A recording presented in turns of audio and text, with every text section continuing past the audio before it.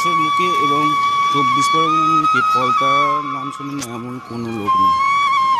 ফলতার থানা থেকে ভেতরে ঢুকলে এত সুন্দর মনোরম দৃশ্য দেখা যায়, যেটা আমার এই ভিডিও না দেখলে কেউ বিশ্বাস